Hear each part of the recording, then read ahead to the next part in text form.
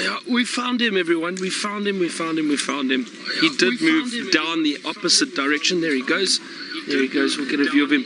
He looked as if he was stalking something. There he goes. He's just moving through the bush at the moment. As I said, the temperature cooling down. Chances of finding him are a bit better. And there he is, right here next to us. I'm not sure what he saw. It may have been a little duiker or a steenbok. There he is. Unfollow my audio.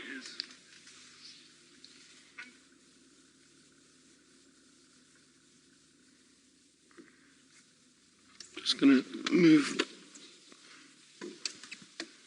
a little bit. No, it's fine. We'll sit tight here. We'll sit tight. Oh, well, this has made my afternoon.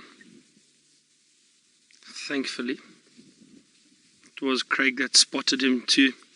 Saw his head sticking out in front of us. We came back down the same road. Again, you see the persistence, driving around a few more times just paid off. And luckily we got to find him. And just in time, because now he's moving even further away from the dam. Just going to move off the road slightly. And there's a car behind us. So I just want to give them a view of this leopard too. We'll wait for him. He might decide to come out into the road. Let's just wait and see.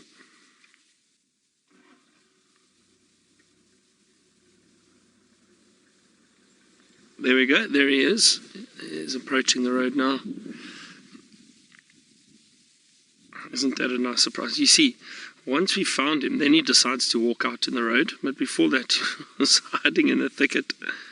Oh, that lovely view.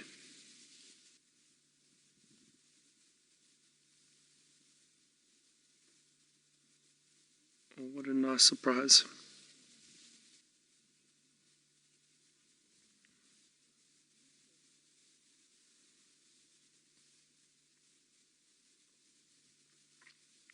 Wasn't that great?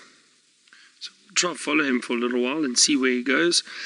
You see, it appears as if he's, I don't know if he's hunting necessarily, but leopards are always very opportunistic. So they'll have a look around, and if they flush anything, as we did while we were driving through that drainage line, we flushed a little steenbok. So this leopard would be looking for something like that, a steenbok or a duiker, possibly impala if he does see any.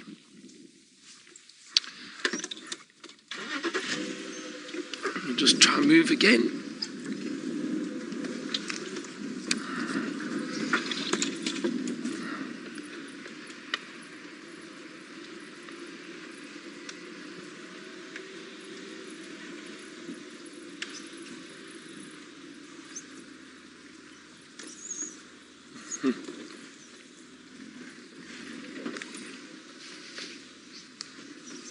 Paul, you say this is your favorite big cat. Oh, where did your favorite big cat go, Paul? Can you see him there? Oh, there he is. Yeah. It's amazing how they can sometimes disappear and move around quite quickly. I once was following a leopard, and it was a female. She was walking down the road, and we thought we'll drive around and just wait for her, basically on the corner, and try to get a nice view of her walking down the road. And we'd lost a view of her for a split second, and she disappeared. We couldn't find her again. She disappeared into the long grass. It was incredible. Really amazing to see. I guess that's why these animals are so elusive. But when you do see them, it is really such a lovely surprise.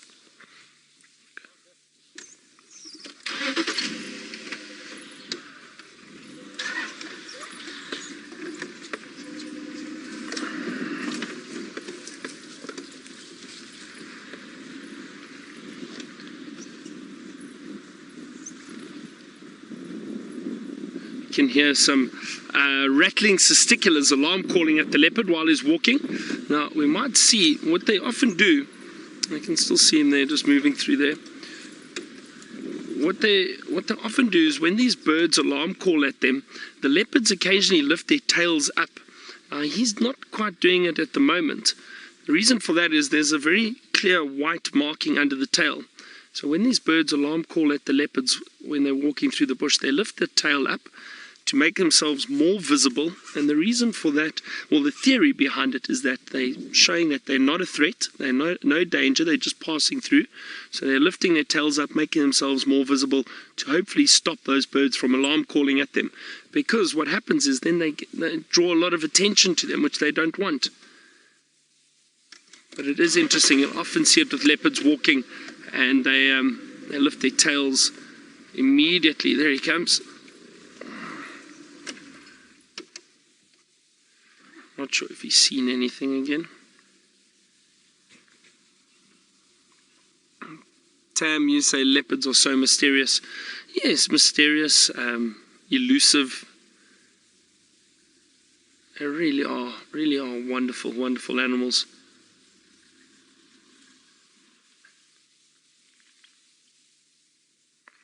And you see how he's constantly scanning and checking the area. Jesse, you asked, have I ever been frightened by a leopard? I told a story the other day, actually. We were tracking a big male leopard down in the south on Londolozi. And this leopard, we walked around the car for about 5 minutes. We couldn't see where the tracks went. And as we took 2 steps off the road, he basically burst out of the bushes in front of us. He was lying there the whole time hiding. And as soon as we took steps towards him, he then gave a growl, but he didn't actually charge us. He just ran out and around to the back of the bush again. But we got both, myself and my tracker that I worked with, Judas, my friend, him and I both got a fright. The guests laughed at us. They thought it was quite funny. So I've got 1 or 2 frights from leopards before.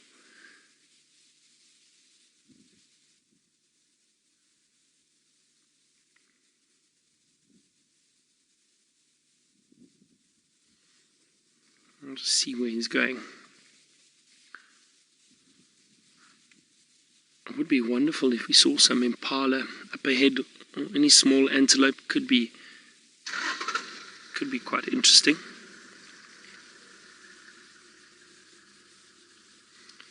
But again, just look how well he blends in. As soon as he starts walking behind these trees, now you can see him quite nicely with because of Craig's great camera work, but for us, sitting here, it's actually quite difficult.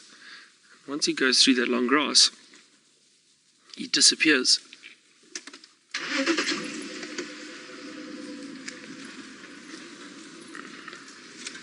Oh, did you see something there? Did you see him just run? He just had a little dart at something, but he stopped again. It could also be a little mongoose. Oh, what's he seen? What's he seen? Hold on. I don't want to lose him. Craig, I'm going to try to squeeze through here quickly.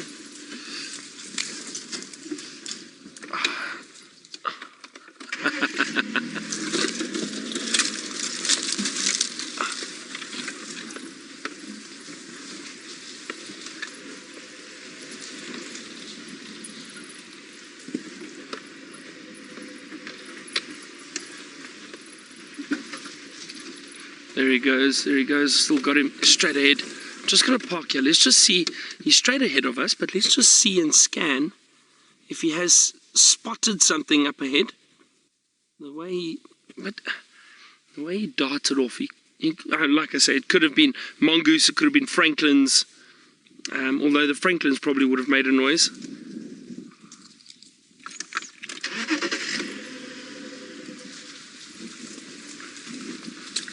Bobby, interesting question. You asked if the leopard's fur is smooth or coarse.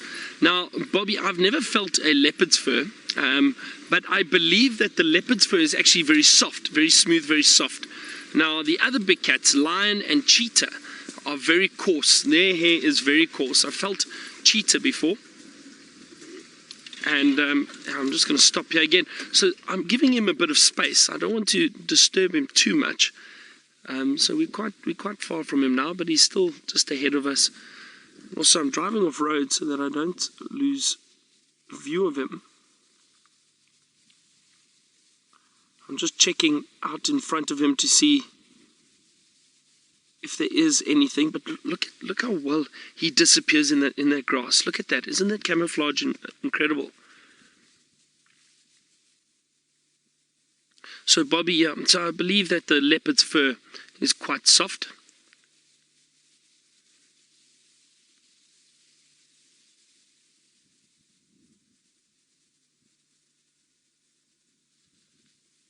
He's probably going to come out on that road again, and maybe that's why I stopped to look around, just to see if he does expose himself out into the open, that nothing is there to potentially see him.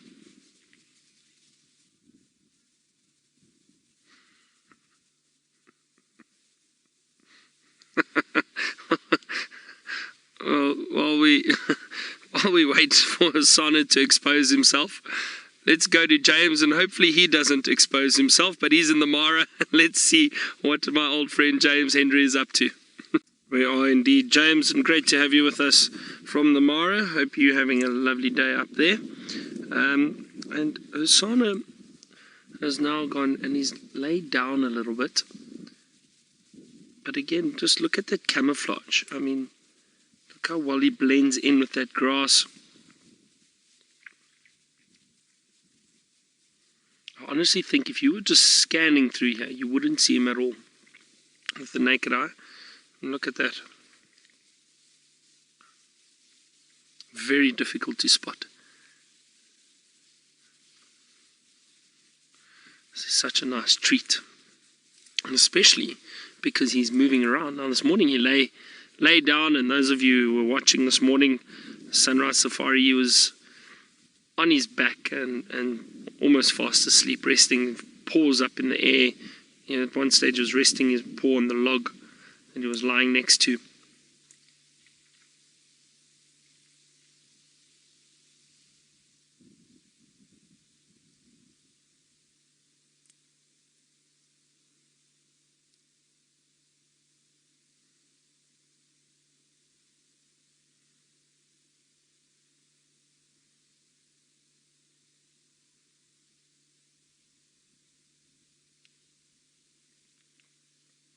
Such a lovely afternoon. As I said, it's still a cool temperature. There's a bit of a breeze. You can hear some birds calling in the distance. There's a few Cape turtle doves. The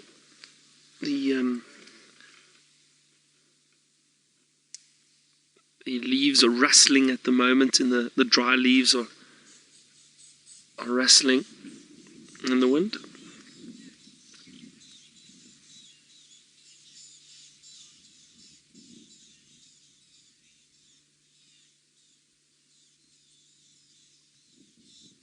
Sinak, you asked if I've ever seen leopards. I'm just listening. Hold on a second. These birds are going wild. I wonder if it's because rattling testiculars, all alarm calling, a huge group of them. I wonder if it's because of the leopard lying down there. I think so. So Sinak, you asked if I've ever seen a leopard lying in the long grass and jumping out and attacking its prey or ambushing its prey. I have seen leopards hunt and stalk and kill before. Not often, but I have indeed seen it. Yeah, listen to those testiculars calling. Listen to that. Can you hear them? Oh, they're straight behind him in that tree, in that little bush. So just up to the left. There we go. There they're all sitting. Look at that.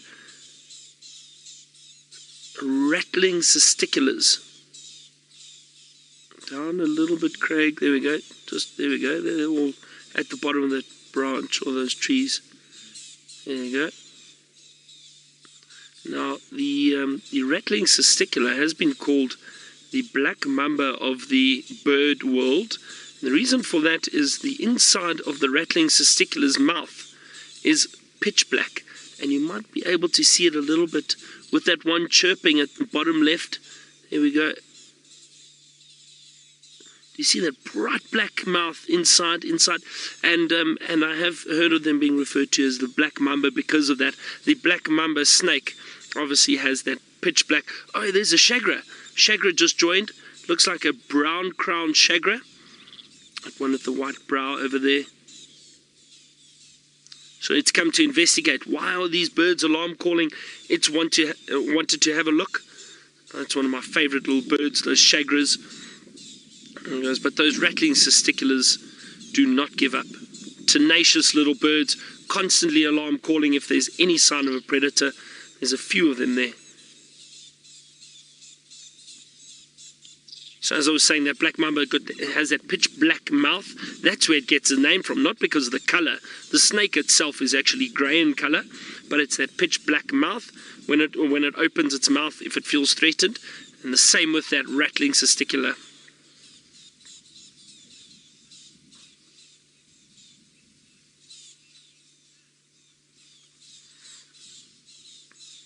Sinak, you asked, what other species of cisticular do we have in this area?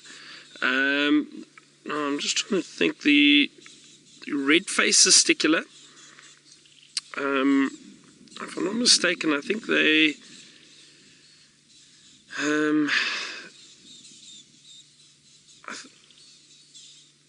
I think they're on the edges of little rivers and that's a red-faced cisticular. We have zitting cisticular we get in this area too. What else do we get? Let me just have a look here quickly. So we've got the rattling, the zitting cisticular. I'm trying to think that don't we get the lazy cisticular also occurs in this area. I haven't seen one of those.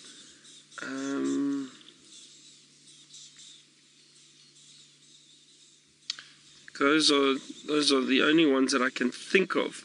Rattling, red-faced, lazy, and the zitting cisticular. I don't think we get all the wing snapping cisticular. I've never seen one of those though, but it says they occur in the area. The wailing cisticular. I'm trying to think of the wailing. Yeah, the wailing occurs in this area a little bit too. Never seen that. Let's check the tinkling. So the tinkling cisticular we don't get yet. There are a number of cisticulars. There's Southern Africa. We've got 2, 4, 6, 8, 10, 12, 14, 16, 18 cisticulars that we have in this area. Well, in Southern Africa. But quite a few species that we see. Some I haven't seen yet. All right, well, I'm going to see, maybe I'm going to try reposition. Let's head back to Taylor in the tent, and she wants to talk about lions, apparently. Well, for the moment, Hosana is resting. That's what he's up to. And luckily, because it is cool, he's lying out in the open, even though it's in the long grass. But he is out in the open. I can see that beautiful golden light on him now.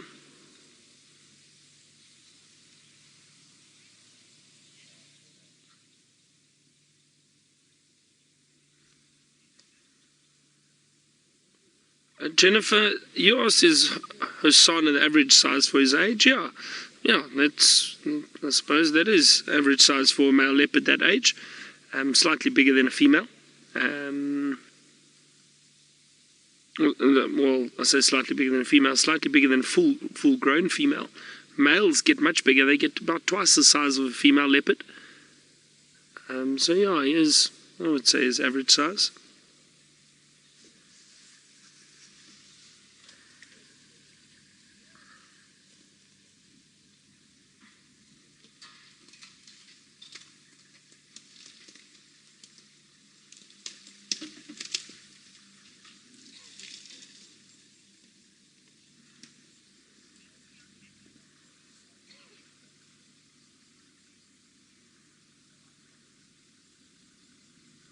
Roshni, you asked when will young leopards leave their homeland to find their own territory. So Roshni, I suppose you mean the area that their mothers raised them in.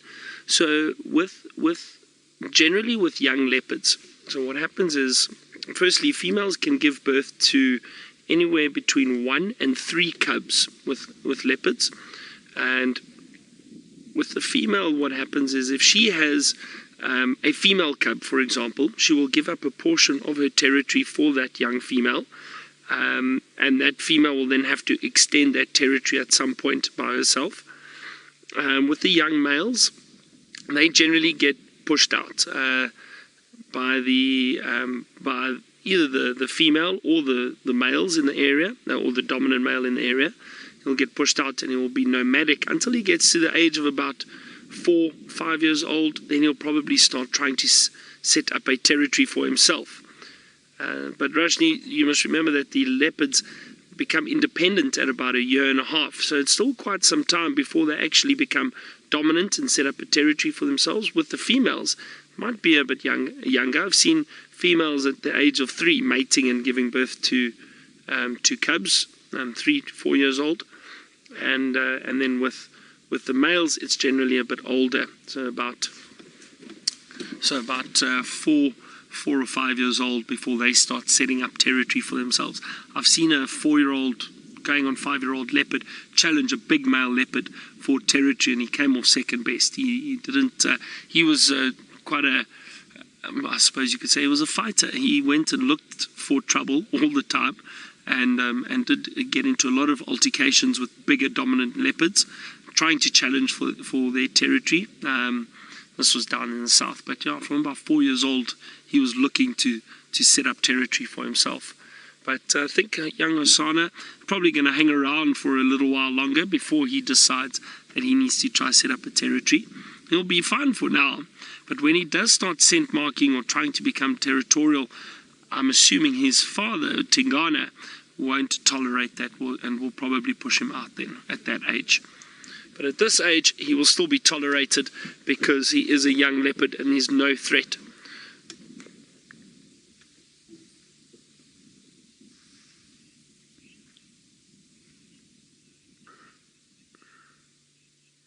Reti leopards are just solitary animals. They move around by themselves. The only time you'll see leopards together is if it's a mating pair of leopards, so a male and a female, or otherwise if a female has got cubs and she's looking after those cubs. Generally they are solitary, and it's just the niche that they fill in nature as a predator. So you don't have groups of leopards, or a group of leopard is known as a leap of leopards, but you don't find them in groups. Only a male and female if they're mating, otherwise young cubs with the mother.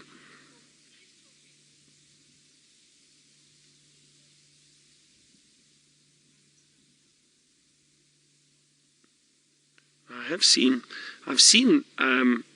leopards interacting, more than one leopard interacting. I've seen males, a male mating with 2 females at the same time. And I've seen 2 males trying to mate with 1 female. Now that is unusual, very unusual, but it can happen. Alright, well, let's head back to Tenting Taylor and see what tantalizing tidbits she has for us in the tent. Well, our spotted cat is laying down. Oh, I don't know why, but I must be honest, I don't like the term flat cat. Don't judge me, everyone, but I really don't like it. Now I think the other vehicle's moved off, so that's a good sign. Hosana's going to stand up now and he's going to walk around for us. That's my wishful thinking kicking in there. You know what? Patience. As I've said many times, patience pays off. It's getting a bit chillier now. So we're gonna sit with him, because it's just so nice to be able to sit with a leopard like this, and he's rolling around, he lifts his head now and then.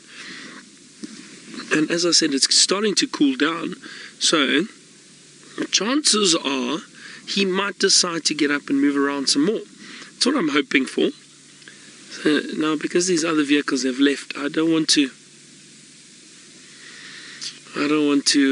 I don't want to miss out on anything. I'm always so scared that if I say, oh, you know what, he's going to rest and sleep here, and then and he won't do anything, and we move, and next thing he'll get up, and it's Murphy's Law. He'll get up and start moving, and who knows what he'll do or what he'll get up to. So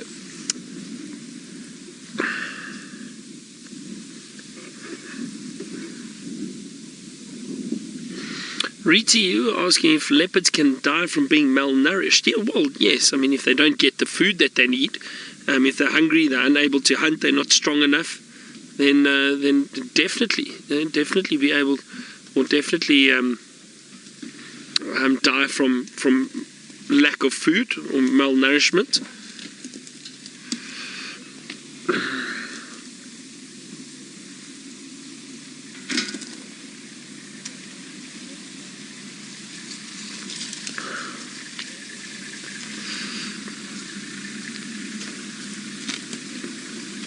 Amazing. Okay. Just pointing out the leopard to one of the other guides. Oh, Riti, you asked how do leopards groom their coat? Well, Riti, they, like any of the big cats, they'll just clean and lick themselves. Now, the big cats like leopard and lion have got they've got barb-like hairs on their tongue. They've got very, very rough tongues. So by licking and cleaning themselves, they actually get a lot of the ticks and fleas off of them. I see he's lifting his head now and then. I don't know if he's gonna. Let's watch him. Come on. But they do so just by licking. They'll clean themselves and groom themselves very, very well. Very thick tongues, just like a lion. A lion's got an incredibly rough tongue. And so do the leopards, with these little hairs on the tongue, little barbs almost, that make it very, very rough. And you'll see it. Probably the best example is when you see these cats feeding on something. They'll often lick the carcass. They'll lick and clean some of the skin off, and they use their tongues. But you can hear and you can see them actually pull the carcass with their tongue just by licking it. Especially the lions. You'll see a few licks, and they'll clean an entire patch of hair off the carcass, and then they'll start feeding.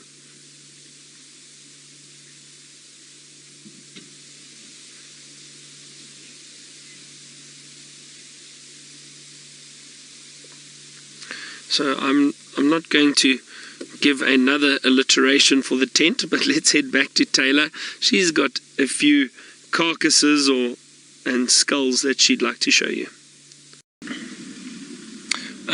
I have actually woken up Taylor, and we're still sitting with Hosana, but I dozed off for a little bit, but I am awake. Now I know Taylor was referring to the leopard. He's still resting and lying down, not interested in moving. I think we'll give it a few more minutes. We were very fortunate at least to get him moving around and following him for a short while before he decided to lie down.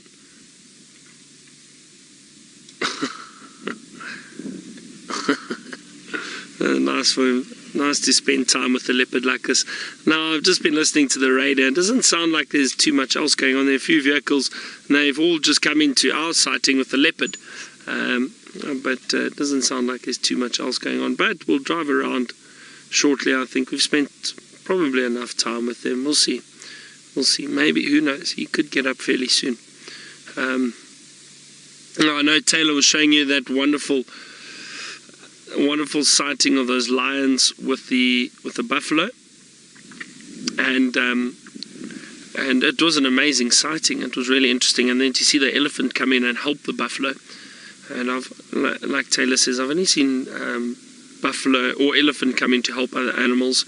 Usually it's more a case of they smell the predators. They don't like the predators and they come and chase the predators. Exquisite Bliss, you were saying Hosana's camouflage is amazing. It is indeed. It blends in so well with that dry grass.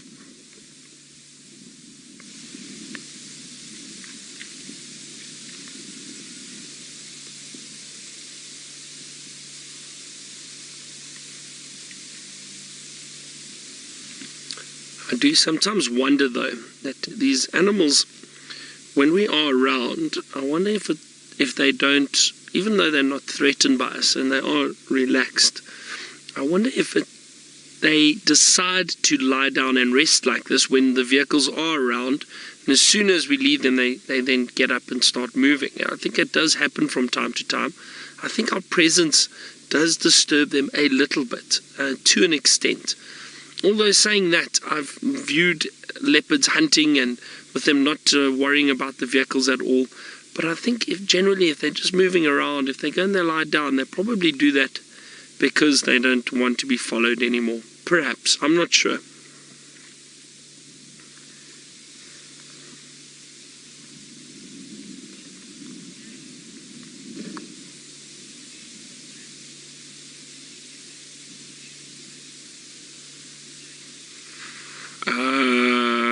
James, good question. Okay, you say, which commonly used fact or commonly used story about leopards do I find false? I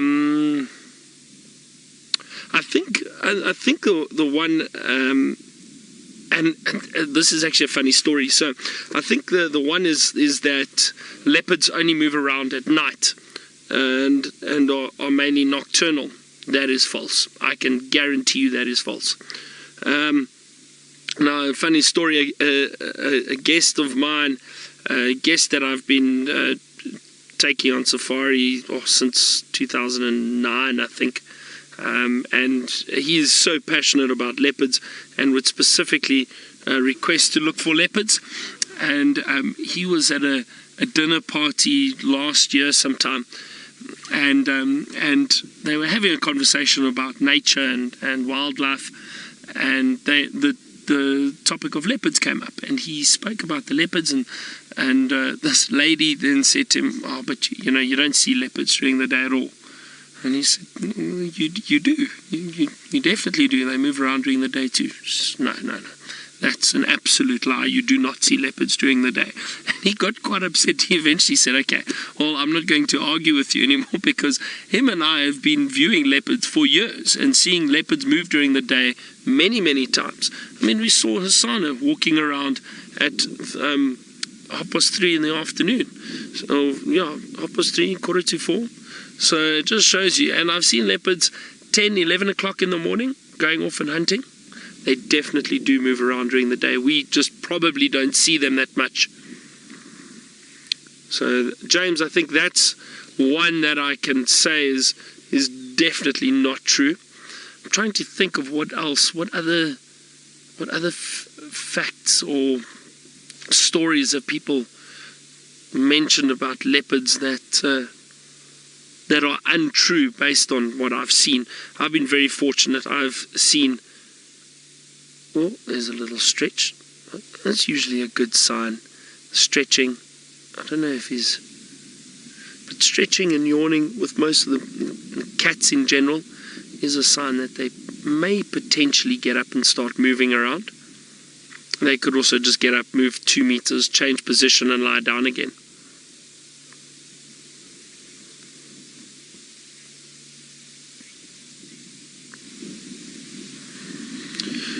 Barbara, you asked, is it possible to judge or gauge how large a cat will be judging on its paw size? Barbara, that's tough. Look, Barbara, I mean, we can judge obviously whether it's a lion or leopard track based on the paw size, so we can tell that it's either a female leopard or a male leopard or a lioness or a male lion. Now, Barbara, in terms of the actual size, I don't think so, not necessarily, but I'm sure that's pretty accurate enough to be able to tell you whether it's a lioness or a male lion. That's pretty close. However, I've seen some male lions with very small tracks. Now there's a coalition that we used to see on Londolozi for many years, the Majinga lion, and their tracks were actually quite small. Occasionally the trackers would look and they'd almost second guess themselves if it was a lioness or a male lion, Yeah, so some lions might have smaller tracks, some male leopards might have smaller tracks than others. But I think in terms of judging, look, whether it's a male or female, you should be able to get that right. So Barbara, I think, yeah, you can kind of have a guess at whether it's a large cat or a small cat. In terms of actual size, probably not. I don't know.